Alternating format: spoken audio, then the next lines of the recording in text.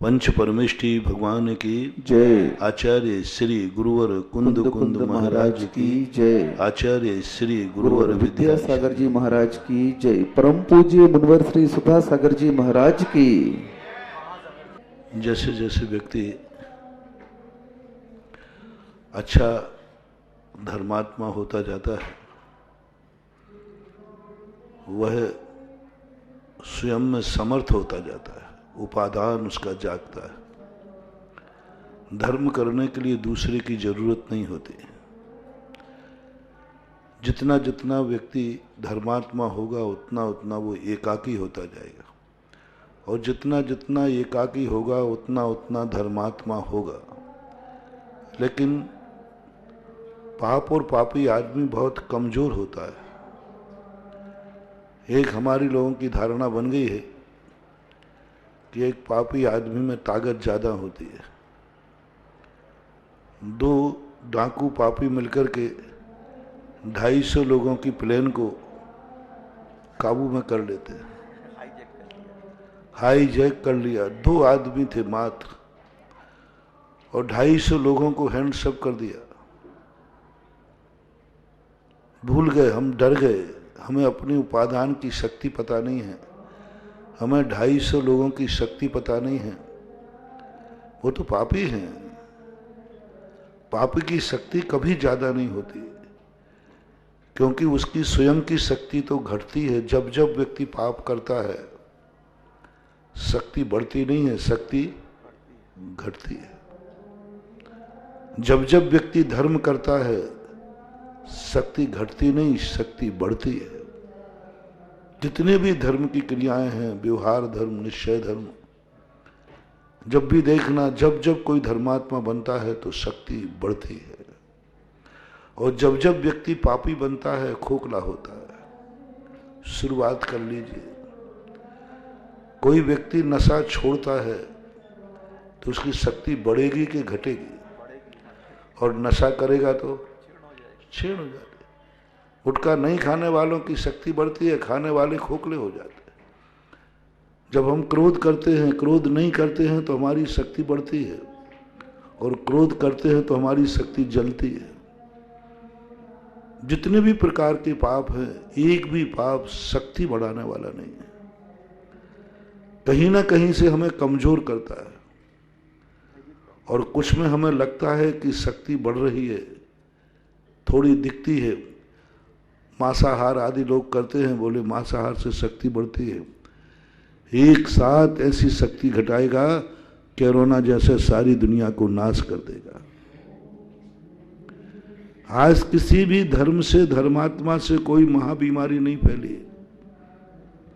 एक भी धर्मात्मा बताओ इस व्यक्ति ने धर्म किया था इसलिए महाबीमारी फैली।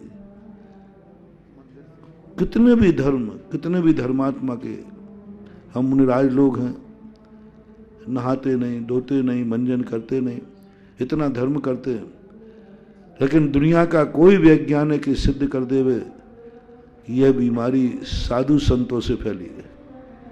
जो अच्छे साधु संत है, गंजेड़े भंगेड़े नहीं, कभी नहीं फैलते। किसी भगवान की भक्ति करने से कोई भी, कोई त्याग करने से कोई भी, कोई माला फेरने से कोई भी आज तक कोई भी संसार विनाशक कोई भी क्रिया नहीं हुई। संसार विनाशक आज तक कभी कोई नहीं हुई, कोई मंदिर से बीमारी नहीं हुई। अब ये जितनी बीमार, जितने विनाशक चीजें हैं, ये सब पापी और पाप से फैलती है, क्योंकि पाप का काम ही है शक्ति को नष्ट करना, शक्ति को बढ़ाना नहीं। और जिन जिन कार्यों से हमारी शक्ति घटती है उन कार्यों के लिए हमारे लिए महावीर ने सबसे पहले कहा कि तुम अपने मूल स्वरूप में तो आओ, तुम्हारी शक्ति तो पहचानो, तुम अपनी एक बार अंतर्दृष्टि तो डालो, तुम्हारी शक्ति अलौकिक है। हम दूसरे की शक्ति देख देख करके ईर्ष्या करते हैं, जलते हैं, लूटने का भाव आता है, छीनने का भाव आता है, ये भाव आता है यह मुझे मिल जाए। जैन दर्शन कहता है तुम्हारे पास क्या नहीं है जो तुम दूसरे की तरफ देख रहे हो। तुम्हारे पास भी शक्ति भरी है, थोड़ा सा तुम उसका उपयोग करना सीख जाओ, थोड़ा सा अपने उपयोग को लगाओ, अपना चिंतन करो। जब जब अपनी उपादान दृष्टि जागेगी और ऐसा महसूस होगा, नहीं, ज्ञानी व्यक्ति और डाकू व्यक्ति में अंतर होता है। पापी दूसरे के गुण देख करके उनको छीनने का भाव करता है, दूसरों की संपत्ति देखकर छीनने का भाव करता है। और ज्ञानी भी दूसरे की संपत्ति को देखता है, दूसरे की संपत्ति को देखकर उस जैसा बनने का भाव करता है। उसको नहीं छीनता, उस जैसा बनने का भाव करता है। तो पाप का प्रबलता ये है, कोई पाप यदि स्वाधीन हो रहा है, दूसरे का विनाश नहीं हो रहा है, तो पाप ज्यादा देर नहीं टिकता, वो कट जाता है। लेकिन पापी को जब मिल जाए जो अपना प्रसंग चल रहा है कि कसाई कभी स्वयं काम नहीं करती, कसाई ज्यादा बड़ी नहीं होती, कसाई तो एक सामान्य कर्म की प्रक्रिया को बंद करने की प्रोसेस है। लेकिन उस कसाई को सबसे बड़ी संगति मिलती है लेस्या की। मैंने बहुत सोचा कि लेस्या की जरूरत ही नहीं थी, कसाई ही काफी थी। कसाई के माध्यम से बंद हो जाता है, सब हो जाता है। लेस्या से तो कोई कर्मों का बंद ही नहीं होता। लेस्या बंद का कारण नहीं है, कसाई बंद का कारण है। तो लेस्या को क्यों कहा? तो लेस्या कसाय में बंद तो नहीं, बंद का कारण तो नहीं है, लेकिन कसाय को संभल देता है। जैसे एक दिन हमने कहा था, लकड़ी तो कुल्हाड़ी से कटेगी, लेकिन कुल्हाड़ी में जो ताकत आती है वो लकड़ी के बेंट से आती है, बेंट से आती है। एक जंगल में बहुत सारे कुल्हाड़ उतर रहे थे, सारा जंगल कांप रहा था। अब ये जहां उतरेंगे सब नाश कर देंगे। एक वृद्ध पेड़ ने कहा, जोक है, बोध कथा है, क्यों कांप रहे हो? अरे बुढ़े, तुझे मालूम नहीं, देख कुल्हाड़ियां आ गई हैं। बोले चिंता मत करो, ये कुल्हाड़ी कोई ज्यादा नुकसान नहीं पहुंचा पाएंगी। बोले कैसे नहीं? बोले जब तक अपना कोई जात भाई इसका साथ नहीं देगा तब तक कुछ भी नहीं बिगड़ने वाला। कुल्हाड़ी की ज्यादा ताकत नहीं है, कुछ नहीं कर पाएगी, लेकिन जैसे कोई अपना जात भाई इसके साथ दे देगा, फिर ये कुल्हाड़ी सर्वनाश कर देगी। इसी प्रकार जैन दर्शन कहती है, कसाय कुल्हाड़ी है, हमें काटती है, सब कुछ करती है, कुल्हाड़ी के समान ज्यादा ताकतवान नहीं है। लेकिन लेस्या जो है वह कसाई की ताकत बन जाती है। इसलिए जैन दर्शन ने लेस्याओं को सबसे पहले कहा विशुद्धि परिणाम, कि अपनी लेस्या को संभालो, इस क्रोध को कहीं कृष्ण लेस्या का संबल नहीं मिल जाए, मान को कहीं कृष्ण, मान तो होता है, सबको होता है, लेकिन यदि लेस्या का मान संबल मिल जाता है तो यह मान सुपर घाती बन जाता है। कल अपन ने कृष्ण लेस्या के मान को समझा था। इतना मान कि हम बड़ों को भी अनादर कर देते हैं, इतना मान कि हम पूज्यों को भी पीठ दिखा देते हैं, इतना मान कि हम पूज्य पुरुषों को जिनकी पूजा करना चाहिए उनके सामने भी हम उद्दंड बन जाते हैं, उद्दंड बन जाते हैं। इतनी उद्दंडता आती है। आजकल एक वर्ग चला है, वो पूरी कृष्ण लेस्या वाला है, धार्मिक कृष्ण लेस्या, मंदिर की कृष्ण लेस्या, स्वाध्याय की कृष्ण लेस्या।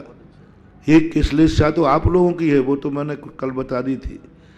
एक लेस्या वो है जिन्हें भगवान के भी नमन करने का भाव नहीं आता, बोले मैं किसी से कम हूं क्या, मैं भी भगवान हूं।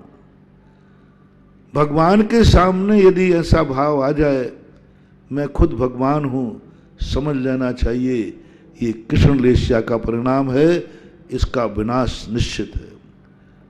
स्वाध्याय करने के बाद लोग कहने लगे मंदिर में पूजाएं बदल दी, पूजा में अब भगवान का अर्घ नहीं चढ़ता, निज आत्मा का अर्घ चढ़ता है, शुद्ध बुद्ध का अर्घ चढ़ता है। भगवान के सामने कहता हूं मैं शुद्ध हूं, मैं बुद्ध हूं, एक ज्ञायक स्वरूपी हूं। विनाश का समय आ गया, विनाश का समय। कल भी मैंने कहा था कि धार्मिक क्रियाओं में अपने से पूज्य पुरुष के सामने कभी पूज्य बनने की चेष्टा मत करना। अपने के पूज्य के सामने हमेशा अपूज्य बनना। पावन के सामने कभी पावन का प्रदर्शन मत करना, अपावन का प्रदर्शन करना। बहुत बड़े रहस्य तुम्हें दे रहा हूं। और ये सबसे बड़े स्वाध्याय समय सार पढ़ने वालों में ये बीमारी आ रही है। और मैं चिंतित हूं कि समय सार पढ़ने के बाद व्यक्ति इतना काला मान करता है, इतना काला मान करता है कि उसे भगवान को भी नमस्कार करने का भाव नहीं आता। भगवान के सामने भी कहता है मैं हूं भगवान, मैं हूं अपने में स्वयं पूर्ण, पर की मुझ में कुछ गंध नहीं। महानुभाव में अपने भक्तों से कहना चाहूंगा, कितने भी तुम ज्ञानी बन जाना, कितने भी तत्वदृष्टि बन जाना, लेकिन बस तुमसे अधिक ज्ञानी पूज्य पुरुष आए, उसके सामने तुम कभी पूज्य बनने की बात मन में भी नहीं, वचन में भी नहीं, काया में भी नहीं लाना। भगवान के सामने भगवान की पूजा में पुरानी जितनी पूजाएं हैं, उन पूजाओं में सब पंडितों ने की, मुनिराज तक ने की।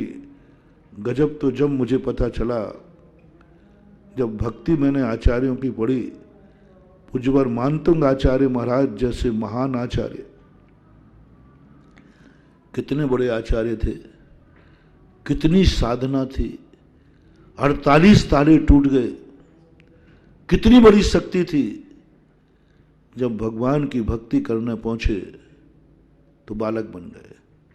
बालम विहाय जल संसित मिंदु मिंबो मन्या का एक क्षति जना सहसा कृतम। गजब। मैंने कहा प्रभु अधजल गया, हम तो वैसे ही उछल रहे हैं। आई एम मुनि, आई एम शुद्ध बुद्ध, अभी कुछ है ही नहीं, ना शुद्ध है ना बुद्ध है।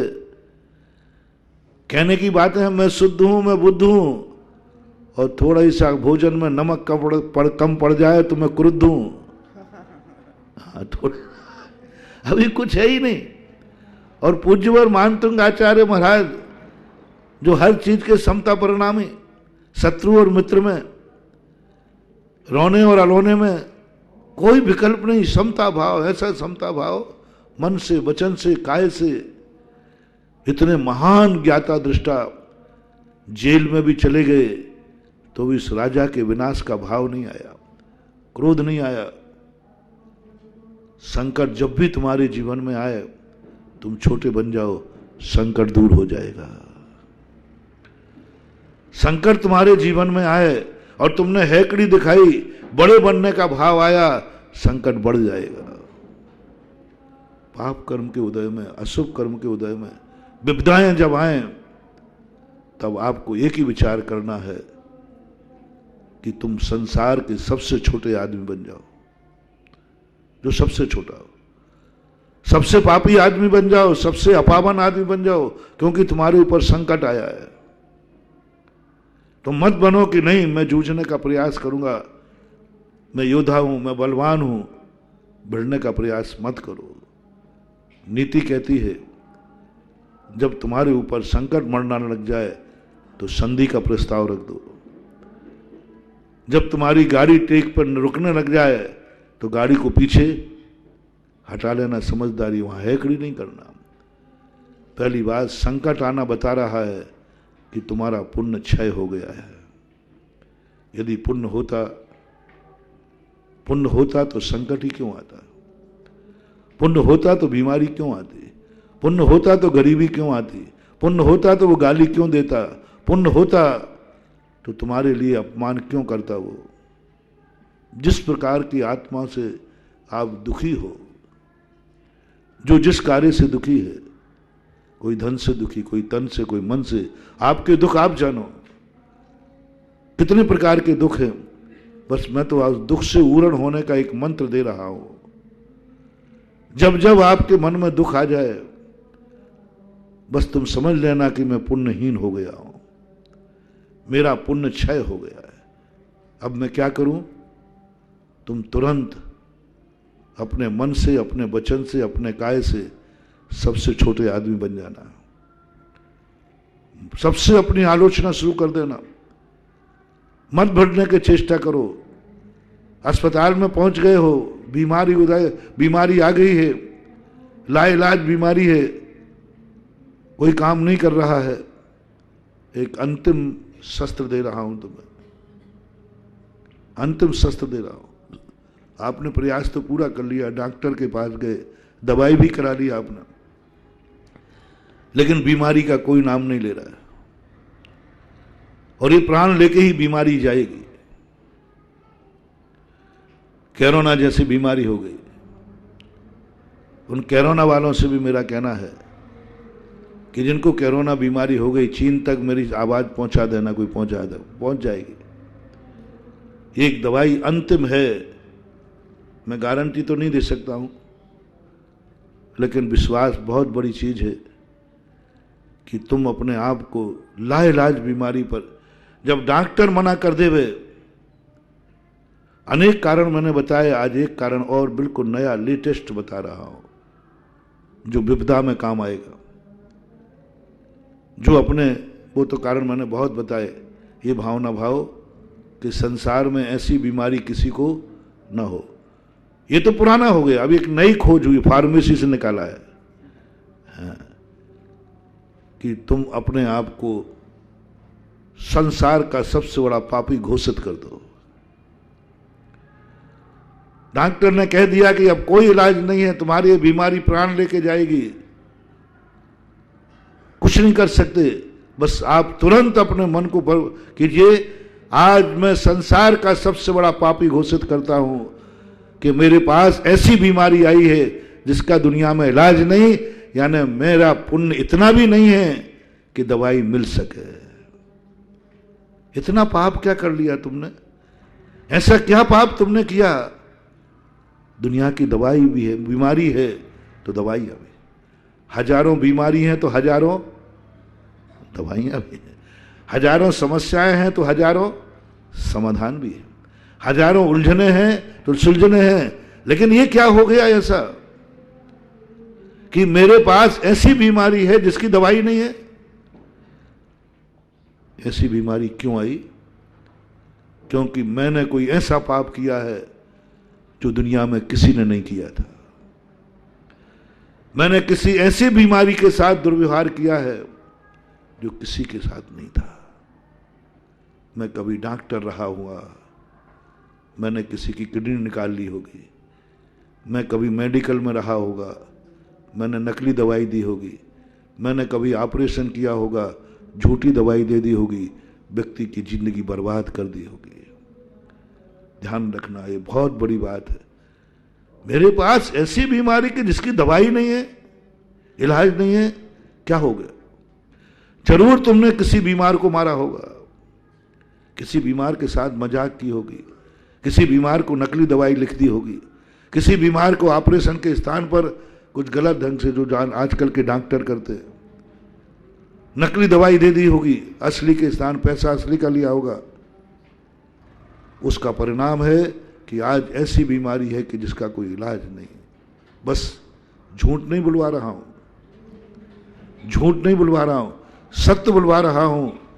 करो घोषणा, मैं संसार का सबसे बड़ा पापी, निर्दयी, कसाई, जितने अशुभ शब्द हों, जितने निकृष्ट शब्द हों, बस उनको बोलना शुरू कर दो, अंदर ही अंदर उनका चिंतन शुरू कर दो, और संसार को, हर व्यक्ति को अपने से अधिक पुण्यात्मा मांगो।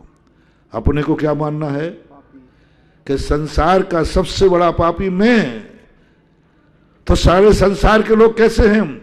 सारे संसार के लोग मुझसे अधिक पुण्यात्मा। बस ये दो काम करना, कुछ नहीं करना। बस इतनी सी बात अपने आप को कह दो कि संसार का सबसे बड़ा पापी मैं, और जो दुनिया में है वो सब मेरे से अधिक पुण्यात्मा हैं। आप कुछ दिन, थोड़ी देर चिंतन कीजिए, थोड़ी देर आलोचना कीजिए, अपने आप को दुर्भागा कीजिए, पापी कीजिए, अज्ञानी कीजिए, अपावन कीजिए, और किसी के सामने नहीं कह सको। ये मंदिर ऐसे ही पाप को धोने के स्थान है, क्योंकि तुम दूसरे के सामने नहीं कह पाओगे, तुम्हारी मान कसाए। तुमसे मैं कहूं कि अपने आप को सबसे बड़ा पापी पेपरों में छपवाओ, और महाराज जी थोड़ा सा दया करो, हमारे थोड़ी सी इज्जत है, परिवार वाला हूँ, बाल बच्चे वाला हूँ, सबके सामने मत कहलवाओ। तो जिनवाणी कहती देखो सबके सामने मत कहलवाओ, भक्त है तो क्या हुआ, थोड़ी उसकी इज्जत है, सबके सामने मत कहना, अपनों के सामने कह दो। महाराज जी अपने भी खतरनाक हैं, कल के दिन वो चिढ़ाएंगे, ए पापी। मैंने कहा जब मैं ही कबूल कर लूं कि मैं सारे घर का सबसे बड़ा पापी मैं हूं, तो हमारे घर के लोग कम नहीं है, वे कहेंगे तू खुद ही कह रहा है पापी, तो पापी कहना शुरू कर देंगे, मेरा नाम ही बदल जाएगा। मत कहना, चलो कोई बात नहीं, दुनिया के सामने मत कहना। जिनवाणी ने कहा एक स्थान बनाता हूं मैं तुझे, जो तुझसे कभी पापी नहीं कहेगा, जो तुझे कभी नहीं चिढ़ाएगा, बल्कि जितना जितना तू अपने आप को पापी कहता जाएगा वो तुझे गले लगाता जाएगा। उसका नाम है भगवान मंदिर। भगवान मात्र पूजा के लिए ये स्थान नहीं बनाए जाते, ये मंदिर मात्र पूजा के लिए स्थान नहीं है, ये मंदिर है अपने आप के अंदर के पाप को उगलने के। अदालतें हैं ये, जैसे अदालत में व्यक्ति कहा जाता है, अदालत में जाके पाप को बोलो, कबूल करो मैंने पाप किया है, ऐसे ये मंदिर बहुत बड़ी अदालत है। यहां जाकर के जिनवाणी कहती जा मंदिर में चला जा, तू मानी है ना, तेरी इज्जत वाला है, जा भगवान के सामने जितना अपने आप के कहना है उतना पापी बोल देना। दुर्भाग्य के साथ कहना पड़ रहा है कि तुम भगवान के सामने भी अपने आप को पापी होकर नहीं कह पा रहे पापी। ऐसा क्या तुम्हारे अंदर अहंकार आ गया, ऐसा क्या काला मान आ गया कि जिस भगवान के सामने अपने आप को पापी कहना था, उस भगवान के सामने पूजा में कह रहे हो मैं शुद्ध हूं, मैं बुद्ध हूं, मैं ज्ञायक स्वरूपी हूं। अब तुम्हारे बर्बादी के दिन आ गए। और जिन जिन ने भगवान के सामने, ध्यान की बात नहीं कह रहा हूं, ध्यान रखना, हर चीज हर समय व्यवस्थित है, हर चीज एक जगह में नहीं। मंदिर में कह रहा हूं, भगवान के सामने कह रहा हूं, पूज्य पुरुष के सामने यदि तुमने कभी अपने आप को थोड़ा भी गुणवान सिद्ध किया, थोड़ा सा भी अपने आप को बड़ा सिद्ध किया, थोड़ा सा भी अपने आप को शुद्ध बुद्ध किया, तुम्हारा ऐसा पुण्यक्षय होगा कि मरने के लिए भी तुम्हारे लिए समय नहीं मिल पाएगा, नहीं मिल पाएगा। ध्यान में कर सकते हो आप। पूज्यवर सुखचंद महाराज ने भक्ति को हटा दिया, उन्होंने ध्यान कराया और ध्यान में कहा अब अपने आप को ध्यान में बैठो और कहो मैं शुद्ध हूं, मैं बुद्ध हूं, मैं रूपातीत हूं।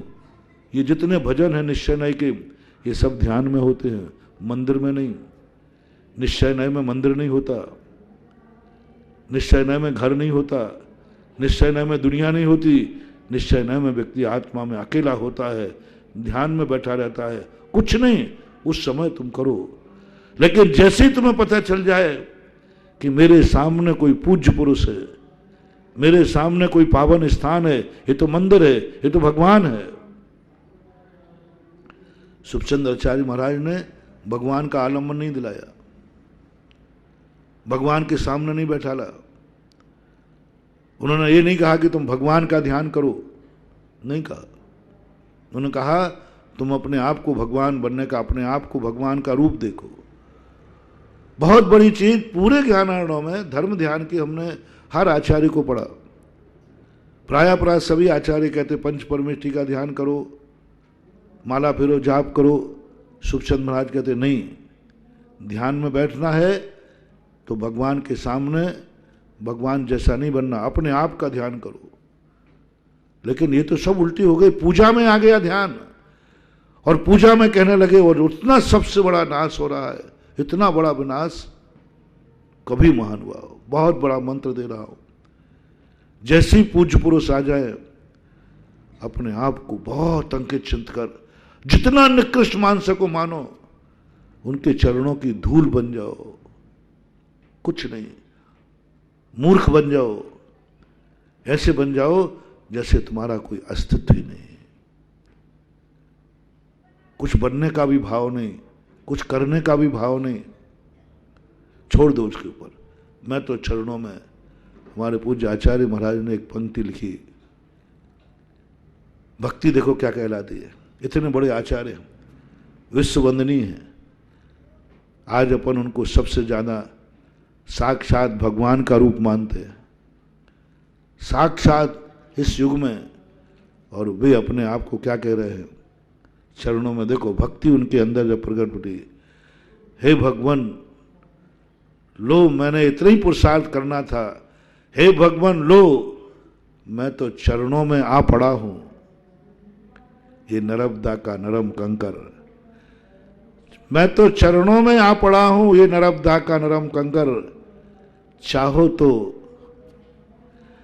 तो मसल के धूल में मिला दो, और चाहो तो गढ़कर मेरी मूर्ति बना दो, मैं तो चरणों में आ पड़ा हूं। मैं कौन होता हूं कि तुम मेरा कल्याण करो, मैं कौन होता हूं कि तुम मुझे ऊपर उठाओ, मैं तो कौन होता हूं तुमसे मांगने वाला, मैं तुम्हें आदेश देने वाला कौन हूं। मैं तेरा कोई आदेश बड़ों को दिया जाता है, आदेश छोटों को दिया जाता है, बड़ों के सामने आदेश भी नहीं, मांग भी नहीं। हम कैसे कहते हैं भगवान तुम मेरा कल्याण करो, ये आदेश देने की तुम्हारी औकात। भगवान मेरी नैया पार करो, तेरे बाप के नौकर हैं क्या वो जो तेरी नैया पार करें। क्या करते हैं, क्या करते हैं। पंक्तियों को जब मैंने पढ़ा, मैंने कही भगवान क्या कह रहे हैं आप। भगवान से कुछ भी कहना, भगवान मैं दुखी हूं मेरा दुख दूर करो, करो शब्द आदेश की भाषा है। भगवान मेरे दुख दूर करो, मेरी परेशानी दूर करो, मेरे पार करो, नहीं नहीं बंधु, ये भक्ति नहीं है। ये भक्ति की आड़ में हमारा अहंकार पनप रहा है, भक्ति की आड़ में हम आदेश दे रहे हैं भगवान को। उन पंक्तियों में कितना हमारा पुरुषार्थ, बस मेरा काम तो इतना था कि मैं तेरे चरणों तक आ सका, मेरा पुरुषार्थ तो इतना था कि तेरे चरणों में आ गया। अब क्या चाहते हो। कुछ नहीं, मेरी चाहे तो खत्म हो गई, मेरी चाहे तो खत्म हो गई। क्या चाहते हो, बोले यही चाहता था तुम्हारे चरणों तक पहुंच जाऊं। इसके आगे क्या चाहते हो, इसके आगे अब मेरी चाहे से मेरी जिंदगी नहीं, अब तो तेरी चाहे से मेरी जिंदगी चलेगी। ओहो क्या बात महानुभाव। अपन यदि तुम भगवान की भक्ति में जाना चाहते हो तो मंदिर में कोई चाहे लेके मत जाना, बस इतनी चाहे ना करना कि सुबह उठकर मैं भगवान के चरणों तक पहुंच जाऊं। शाम को प्रार्थना करना कि हे भगवान सुबह मेरी जिंदगी भगवान के चरणों में पहुंच जाए, और भगवान के चरणों में पहुंचने के बाद फिर कुछ नहीं मांगना, मोक्ष भी नहीं, दुख भी नहीं, कुछ नहीं, अपना काम हो गया। अपना पुरुषार्थ कितना था, भगवान के चरणों तक। अब क्या होना है, अब मेरी मर्जी नहीं प्रभु, मेरी मर्जी से तो मैं आ गया तेरे चरणों में, अब तो मेरी जिंदगी तेरी मर्जी से चलेगी, जो तू चाहे वो कर, मेरी कोई मर्जी नहीं है, मेरी कोई मर्जी नहीं, मेरी मर्जी थी यहीं तक। वो आता ना एक वैष्णव दर्शन में कि सारी जिंदगी भर हर व्यक्ति ने उपकार किया, लेकिन सबको कुछ ना कुछ दे दिया। सुग्रीव को दे दिया किष्किंधा, विभीषण को दे दिया लंका, भरत और शत्रुघ्न को मथुरा दे दी, सबको बंटवारे कर दिए। लक्ष्मण ने बंटवारा स्वीकार नहीं किया, उन्होंने कहा कि मैंने बंटवारा करूंगा ही नहीं, क्योंकि मैं तो जहां भैया है वहीं मैं हूं, मैं कहीं जाने वाला नहीं। संसार में जो दुनिया में लोग कहते हैं कि एक सिंहासन पर दो नहीं बैठते, लेकिन दोनों का कभी दोनों अलग हुए ही नहीं, बंटवारा स्वीकार ही नहीं किया। उन्होंने कहा नहीं, मैं तो जहां भैया है वहां मैं हूं, भैया की संपत्ति मेरी संपत्ति, उनका सुख मेरा सुख, उनका दुख मेरा दुख। उन्होंने बंटवारा स्वीकार ही नहीं किया। रामचंद्र जी ने बहुत कहा लक्ष्मण से, देखो तुम भी अपना राज करो। उन्होंने कहा नहीं, मैं नहीं करूंगा। तो सबको देने के बाद हनुमान की बारी आई, तो रामचंद्र जी जब भी सोचते थे, विचार करते थे, एक ही बात पर चिंतन होता था, हनुमान को क्या दूं, सबसे ज्यादा तो उपकार इसने किया, सबसे ज्यादा तो मेरी जिंदगी में ये काम आया, इसको क्या दूं। हर चीज बोनी पड़ती थी, हर चीज छोटी पड़ जाती थी। धन्य है रे भक्त, हमने दुनिया के जो भक्त देते हैं वो ऐसी चीजें भगवान से मांगते हैं जो भगवान भी बोने पड़ जाते हैं। अपन लोग बहुत बड़े भिखमंगा हैं, ऐसी चीज मांगते हैं जो भगवान को भी बगलें झांकना पड़ती। भगवान कहते हैं तुम्हारे पास है ही नहीं। बंधु, दो बातें ध्यान रखना। बड़ों से कभी ऐसी चीज मत मांगना जो उनको शर्मिंदा होना पड़े। बड़ों से कभी ऐसी चीज मत मांगना जो वो दे ना सकें। बड़ों के सामने ऐसी चीज की फरियाद मत करना जिसको पूर्ति करने में उनको होना पड़े। कई बेटे अपने माँ बाप के सामने ऐसी फरियाद रख देते हैं, माँ मुझे ये चाहिए, कुछ नहीं कर पाएगी, उसकी शक्ति नहीं है, वो रो पड़ती है। वो ये नहीं कहती बेटा तूने क्यों मांगा, वो रो पड़ती है कि मैं कैसा दुर्भाग्यनी माँ हूं कि एक बेटी की इच्छा पूरी नहीं कर पाता। बोलो माताओ, जब तुम्हारा बेटा कोई ऐसी मांग कर दे जो तुम पूरी नहीं कर पाओ तो उसको मना करोगी या रो पड़ोगे? रो पड़ोगे कि मेरी क्या जिंदगी है। मेरा बेटों से कहना है, जिंदगी में कभी माँ बाप के सामने ऐसी इच्छा मत रखना जिसको वो पूरी नहीं कर पाए, क्योंकि वो रो पड़ेंगे। ऐसे ही भगवान के सामने, गुरु के सामने कभी ऐसी चीज मत मांगना जो भगवान दे भी न सके, जो भगवान के देने की गरिमा के विरुद्ध हो। वो चीज यदि वो देते हैं तो उनकी भगवत्ता कलंकित हो जाएगी। ऐसी चीज, ऐसी इच्छा माँ बाप से पूरी मत कराना जिससे माँ बाप की इज्जत धूल में मिल जाए। दूसरी बात, पहली बात तो ये कराना नहीं कराना जो वो दे ना सके, जो वे कर ना सकें, जो तुम्हारी इच्छा पूरी नहीं कर सकें। ऐसी मांग कभी मत करना। हर बेटे बिटिया को अपने माँ बाप के सामने ये देखना है, क्या जो मैं इच्छा चाहता हूं, क्या मेरे मम्मी पापा की इतनी औकात है? क्या वो खुशी खुशी दे देंगे? क्या उनको आनंद आएगा? कहीं ऐसी मांग तो नहीं है जो तुम्हारे माँ बाप से शक्ति से बाहर हो जाए।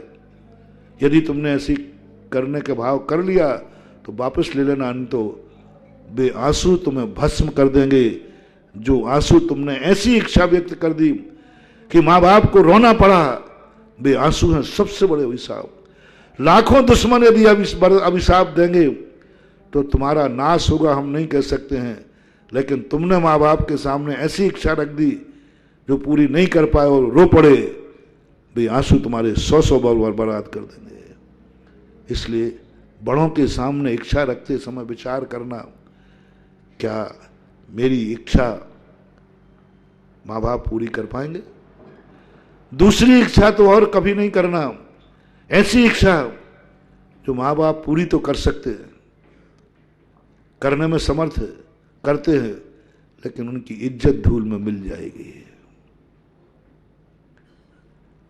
उनकी सब कुछ धूल में मिल जाएगा जो जिंदगी भर कमाया है तुम्हारी इच्छा पूरी करने में।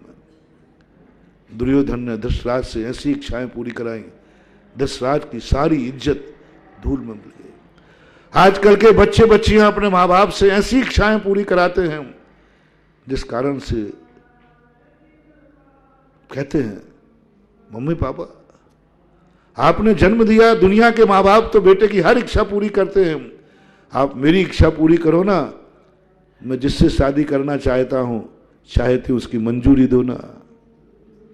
देते हैं माँ बाप, क्योंकि वो कर सकते हैं, असमर्थ नहीं है, हाँ कह सकते हैं, लेकिन उसके बदले में उनका क्या बलिदान, उनकी इज्जत धूल में मिट गई, उनका गुरु छूट गया, उनका हार देना छूट गया, भगवान का अभिषेक छूट गया, धर्म छूट गया, जो सम्मान था वो छूट गया। कितने भाव बर्बाद हो जाएंगे तुम्हारे। महानुभाव, तुम्हारी इच्छा के कारण से तुम्हारे माँ बाप की इज्जत कम हुई है। होना क्या चाहिए था? कुल दीपक। जो इज्जत माँ बाप ने नहीं पाई उस कुल में, वो माँ बाप तुम्हारे द्वारा पा गए। जो मैंने एक बार बहुत पहले प्रवचन कहा था, हर बेटे को मरने के पहले, एक अच्छे बेटे की बात कर रहा हूं, हर बेटे को मरने के पहले अपने माँ बाप को वो सम्मान कराना है जो जिंदगी में स्वयं अपने आप में नहीं पा पाए, जो अपने आप में नहीं पा पाए। एक बार माँ बाप ये कह दें बेटे मेरे बेटे ने वो कर दिखाया जो मैं अपनी जिंदगी में भी नहीं कर पाया। बस एक शब्द सुन लो, तुम्हारे ये शब्द अपने माँ बाप से सुन करके जिंदगी में जो कुछ भी तुम्हें करना पड़े, एक बार माँ बाप ये कह दे मैं बेटा तूने मेरी वो इज्जत दिला दी जो मैं इज्जत कभी नहीं पाया।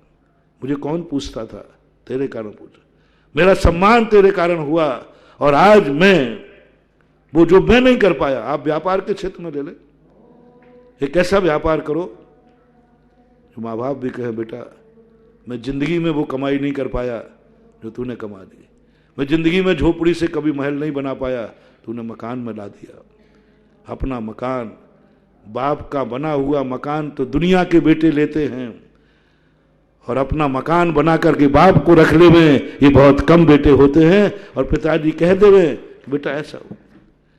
इसी प्रकार इस सम्मान के क्षेत्र में कभी सम्मान नहीं पा पाए, लेकिन तुमने कोई ऐसा काम किया कि माँ बाप का सम्मान 15 अगस्त पर किया गया, तुम्हारे नाम से तुम्हारे पिता की इज्जत बढ़ जाए, लोग ये कह दें कौन है ये, कोई नहीं जानता था कौन है ये, तुम्हें मालूम नहीं ये फलाने के पिता हैं, अच्छा अच्छा उसके पिता हैं, अरे वो बेटा तो देवता है, आइए पिताजी आप तो देवता के बाप हैं। यदि करा सको जिंदगी में ये, अपने माँ बाप को एक सम्मान, एक इज्जत, एक ऊंचाइयां दे सको तो दे देना। और जिसने अपने माँ बाप को ऊंचाइयां दी हैं, इज्जत दिलाया है, वे जाकर के एक दिन तुम्हें साधारण माँ बाप नहीं तीर्थंकर जैसे माता पिता मिलेंगे। तुम्हारे पिता होंगे चक्रवर्ती, तुम्हारे पिता होंगे तीर्थंकर, तुम्हारे पिता होंगे महान पुरुष। किनको मिलते हैं इज्जत वाले पिता, किनका जन्म होता है इज्जत वाले खानदान में? कौन जन्मते हैं ऐसे जिनकी सारी दुनिया में तू होती है? उन इज्जत वाले उच्च कुल में कौन जन्म लेते हैं? कौन होते हैं? जिन्होंने कभी अपने माँ बाप को सम्मान दिलाया होगा, इज्जत दिलाई होगी, अपने माँ बाप को कुछ ऊंचाइयां दी होंगी, कभी भाव किया होगा। भाव तो आज से जो सुन रहे हैं सभी लोग ये भाव कर ले आज के प्रवचन को इसको, कि मैं अपनी जिंदगी में अपने माँ बाप को कोई ना कोई सम्मान दिला करके रहूंगा।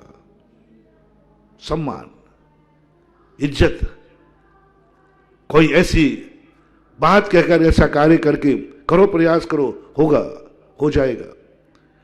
और फिर पिताजी ये कह दे मैं बेटा मैं तेरा कितना पुण्य है मेरा कि जो मैं जिंदगी में नहीं पा पाता वो तूने दिला दिया। बस आपके माँ बाप का ऋण चुक गया और आप ऐसे इज्जत वाले कुल में जन्म लेंगे कि तुम्हारे जन्मते ही सारा नगर तुम्हें बधाई देने आएगा, क्योंकि तुम इज्जत वाले कुल के जन्म में हो। इज्जत वाले कुल में कई अच्छे लोगों के जन्म होते ना तो सारी दुनिया बधाई देने आती है, अरे छोरा जन्मा है, बच्चा जन्मा है। तो ऐसा इसका क्या पुण्य है कि जन्मते ही हर व्यक्ति बधाई दे रहा है, हर व्यक्ति ऐसे इज्जत वाले के? कुछ नहीं, इसने पूर्व भाव में सम्मान दिलाया था। बंधु ऐसी गलती कभी मत करना कि तुम्हारे कारण से माँ बाप की बनी हुई इज्जत धूल में मिल जाए।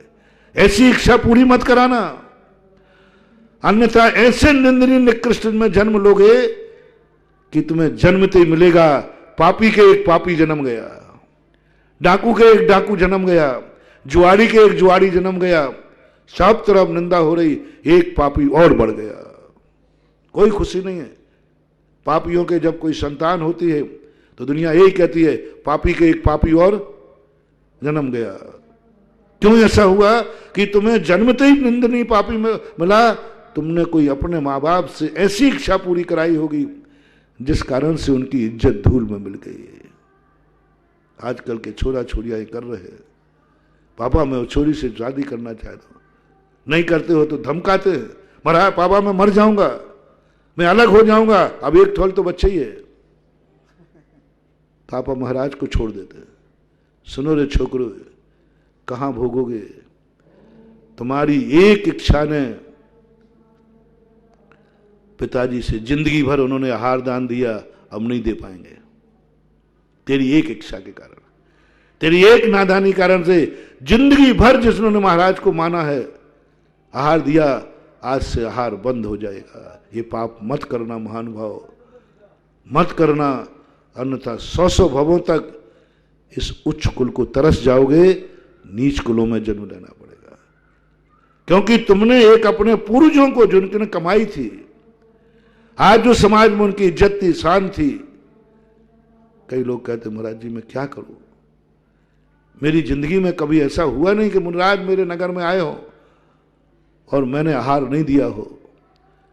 ऐसा कभी हुआ नहीं कि नगर में कोई मूर्ति बैठी हो मैंने नहीं बैठा लो, हर कार्य में। मैंने कहा अब क्या हो गया? बोले महाराज एक बच्चे की इच्छा के कारण से। तो मैंने कि पूरी क्यों? बोले महाराज एक ही छोकरा था, क्या करते। अब मैं बाप को तो, वो तो मोह से भरा हुआ है, वो तो मोह से भरा हुआ है। यदि सच्चा पिता होता, जब गुरु और बेटे को छोड़ने की बात आई तो बेटे को छोड़ देता, गुरु को नहीं छोड़ता। ऐसे कितने लोग मानो में, कितने % लोग मान लो, जहां गुरु और बेटे को छोड़ने की बात आए तो लोग गुरु को छोड़ देंगे, बेटे को नहीं। इनकी संख्या ज्यादा है कि उनकी संख्या ज्यादा है कि बेटे को छोड़ देंगे, गुरु को नहीं। दो में से एक को छोड़ना है, क्योंकि कृत्य ही ऐसा हो गया। ऐसा और बेटे ने ऐसा कृत्य कर लिया कि अब एक ही फैसला है, या तो बेटे का त्याग करो या गुरु का त्याग करो। तो गुरु का त्याग करने वाले कितने % मिलेंगे और बेटे का त्याग करने वाले कितने मिलेंगे? सब बाप ही बाप तो बैठे हो, बोले ना, कितना % मान लो। देखो निर्णय है, फिर गुरु छूट रहा है, बेटा छूट रहा है, और निर्णय उसने ऐसा कृत्य कर दिया है जो गुरु महाराज भी समझौता करने में समर्थ नहीं है। गुरु महाराज भी आगम की आज्ञा है, नहीं तुम इस पापी के साथ समझौता नहीं करोगे, और इस पापी का जो साथ देगा उसके साथ भी समझौता नहीं करोगे। महाराज क्या करें? महाराज तो आगम से बंधे। कितने लोग मिल जाएंगे? 100 में से एक मिल जाएगा? मिल जाएगा। महाराज तो कह रहे नहीं मिलेगा है। और गुरु को छोड़ करके बेटे को अपनाने वाले कितने मिल जाएंगे? बस। इसलिए पिताओं में से तो मैं हिम्मत हार चुका। अब कोई बाप ऐसा पैदा नहीं होगा कलयुग में, कोई बाप ऐसा नहीं मिलेगा कलयुग में, कोई माँ बाप ऐसे नहीं मिलेंगे कलयुग में जो गुरु और बेटे को छोड़ने की बात आए तो बेटे को छोड़ देंगे, गुरु को नहीं छोड़ेंगे, अधर्म को छोड़ देंगे, धर्म को नहीं छोड़ेंगे, बेटे को छोड़ देंगे, भगवान को नहीं छोड़ेंगे। इस कलयुग में ये कामनाएं व्यर्थ नहीं है। बाप में कोई ताकत नहीं है, बाप निर्मूल हो गए हम। इसलिए भरत चक्रवर्ती ने एक स्वप्न देखा था पंचम काल में, जो बड़े बड़े हाथियों के द्वारा रथ खींचा जाना था, वह रथ बछड़े खींच रहे हैं। बूढ़े लोग तो हाँ रथ को खींचने की अपेक्षा पीछे को और खींच रहे हैं। इसलिए अब बाप तो कोई मिलेगा नहीं इस कलयुग में जो ये कहे ए छोकरे। चौथे काल में थे ऐसे बाप जो अपने बेटे को फांसी दे देते थे, अपने बेटे को देश निकाला दे देते थे धर्म के पक्ष में। जब धर्म की बात आई तो दशरथ ने राम जैसे बेटे का भी त्याग किया। कितना बड़ा था, कितनी बात, हाँ कितनी बड़ी बात आई। पिताजी ने, राम प्यारे थे। अच्छा बताओ राम खोटे थे कि चोखे थे? चोखे थे, लेकिन यहां निर्णय करना था बेटे का मोह, और यहां धर्म, सत्य धर्म, धर्म को स्वीकार किया, बेटे का त्याग किया। सती सीता को देख लो, धर्म की बात थी, रामचंद्र जी ने सीता को भेज दिया धर्म के कारण। जानती थी कि सीता सत्य है लेकिन प्रजा धर्म है। चौथे काल में ऐसे सैकड़ों उदाहरण बड़े पड़े हैं जिन्होंने कहा नहीं, और अकेला अकेला बेटा था, नहीं मैं बिना बेटे का रह जाऊंगा लेकिन मैं धर्म को नहीं छोड़ सकता, धर्म को नहीं नकारूंगा, मैं बिना बेटे का रह जाऊंगा, कोई बात नहीं। ये मान लूंगा कि बेटा पैदा ही नहीं हुआ, ये मान लूंगा कि बेटा मर गया, ये मान लूंगा कि मैं बेटा था ही नहीं मेरे यहां। आज इस कलयुग में मैं तो ये भी कहता हूं, यदि ऐसे बाप हो जाएं तो शायद 50% छोकरे सुधर जाए। हाँ सुधर जाए। नहीं बेटा तुझे तो मैं एक कौड़ी नहीं दूंगा, हाँ निकल जाए यहां से, एक कौड़ी नहीं। यदि तूने मेरे इज्जत के खिलाफ तूने कोई कारनामा किया तो मैं कोर्ट में जाकर बकारा, मेरी संपत्ति कुत्ते बिल्लियों को दे देना लेकिन इस छोकरे को मत देना, ऐसा तुम घोषणा करो। 50% छोकरे लाइन पे आ जाएंगे। घोषणा करो पहले से ही, बेटों से कह दो मेरी इच्छा के विरुद्ध यदि किसी मर्यादा के खिलाफ अकुलीन बच्चे से शादी की तो वो मेरे वसीयत का अधिकारी नहीं होगा। 50% छोकरे लाइन पे आ जाएंगे, 50% कह रहा हूं। लेकिन बाप तो सुधरने का नाम ही नहीं लेता है। कल जो है ना, भरत चक्रवर्ती ने पहले ही कह दिया कि ये बाप नहीं सुधरेंगे। बाप ये घोषणा करने को तैयार नहीं है। खूब कहता हूं मैं, बेदखल करो इसको अपनी संपत्ति से, जो तुम्हारी इज्जत को बट्टा लगा रहा है। करो घोषणा है कि जो गुटखा खाएगा छोकरा, मैं हमारी संपत्ति का अधिकारी नहीं होगा। मैं उसको बेटा कहने को तैयार नहीं, मैं बाप कहने को तैयार, मैं बाप बनने को तैयार नहीं। एक छोकरे के सामने घोषणा कर दो सब माँ बाप, मैं कहता हूं 80-90% छोकरे गुटखा फेंक देंगे, बाप के चरणों में आ जाएंगे। बड़ा कठोर निर्णय लेना पड़ेगा, क्योंकि आज जिस ओर जा रही है युवा पीढ़ी, आज जिस ओर आकर्षण बढ़ रहा है, वो छोटे मोटे पुचकार के ठीक होने वाला नहीं है। तुम कहो बेटा गुटखा नहीं खाना, हाँ पापा नहीं खाऊंगा, बस ये तो मेरी है। कठोर निर्णय लो। यदि किसी ने घर में यदि ऐसा किया तो मेरी घोषणा है, और वकालत से जाकर के ऐसे ही नहीं, ऊपर से मत बोलना, करके ही दिखाना, सशर्त रजिस्ट्री करा देना, ये हुआ। यदि किसी बेटे ने मेरे खिलाफ शादी की तो वो मेरी संपत्ति से बेदखल होगा, वो मेरा बेटा नहीं होगा। उस दिन से मैं उसका बाप नहीं, वो मेरा बेटा नहीं। घोषणा करो, 50% सुधर जाएंगे। लेकिन कोई बाप घोषणा नहीं कर रहा है। मैंने एक पिताजी से कहा, यही कि 10-12 दिन पहले घटना थी, मैंने बेटे के पहले बात कर ली थी, वो ऐसे ही गलत शादी कर रहा था। उनके देख तेरे बाप के बाद बहुत संपत्ति है, वो मेरा भगत है, और तूने ये कार्य किया, तुझे इस संपत्ति से बेदखल कर दिया जाएगा, तो इसका वसीयत नाम बस संपत्ति नहीं मिलने दूंगा, मैं दिलाऊंगा नहीं। बोलो महाराज पापा मुझे नहीं छोड़ पाएंगे, चिंता मत करो। मैंने कहा देख पापा छोड़ देंगे तो, और मैं और कह दूंगा, बोले कुछ नहीं छोड़ेंगे। वो भाभी कह रहे हैं, ऐसे ही कह रहे हैं, मुझे मालूम उनकी कमजोरी, और मेरी संपत्ति बोले सब मुझे ही देंगे। मैंने कहा अच्छा तेरी औकात इतनी भर कर रहा। बोले महाराज मैं जानता हूं पापा को। तो मैंने कहा मैं भी जानता हूं अपने भगत को। मैंने पिताजी कहा एक तरीका है, यदि मान लीजिए पिताजी तुझे छोड़ देंगे तो फिर महाराज मेरी हिम्मत नहीं है कि मैं मेरी शादी कर लूं। मैंने कहा यदि पिताजी ने कह दिया कि आज से तू मेरा बेटा नहीं, मैं बाप नहीं, और बाकायदा घोषणा करूंगा, कोर्ट से घोषणा होगी, और तेरी एक संपत्ति पर कोई तेरा अधिकार नहीं, यदि ऐसी घोषणा पिताजी ने कर दी तो सही हो गया। तो बोलो यार फिर तो मेरी हिम्मत नहीं है कि मैं पापा को छोड़ दूं, इतनी संपत्ति छोड़ दूं, बस। तो मैंने दोनों चीजों, तो मैंने कि अब तो मामला ठीक बढ़ जाएगा, इससे ये गलत शादी नहीं कर पाएगा। उनके पापा को बुलाया, मम्मी पापा को बुलाया। मैंने कि देखो एक तरीका है कि तुम बेटे का परित्याग कर दो कानूनन, और इस संपत्ति को लिख दो स्टाम्प पे कोर्ट में कि मेरे बेटे की संपत्ति को मैं बेदखल करता हूं, यानी मेरी संपत्ति का इस बेटे का वारिस नहीं रहेगा। हम तुम्हारे लिए एक बहुत अच्छा बेटा गोद देते हैं, सब होता। मैंने देखो घोषणा कर दो आप, और पहले कानूनन करना है, ऊपर से नहीं करना। मैंने कहा महाराज जी ये तो नहीं कर पाऊंगा। बहुत समझाया मैंने कि देखो तुम्हारी घोषणा करने से शायद बेटा सुलट जाए, वो कहता महाराज जी नहीं सुलटा तो संपत्ति दूसरे को जाएगी और मेरा बेटा भी जाएगा। बहुत समझाया, नहीं सुधरे वो। इसलिए आजकल से समय पर बापों का सुधरना मुश्किल है। चक्रवर्ती की घोषणा है कि बाप तो ये नहीं कह सकता कि मैं गुरु को नहीं छोड़ूंगा, बेटे को छोड़ दूंगा, धर्म नहीं छोड़ूंगा, परिवार छोड़ दूंगा।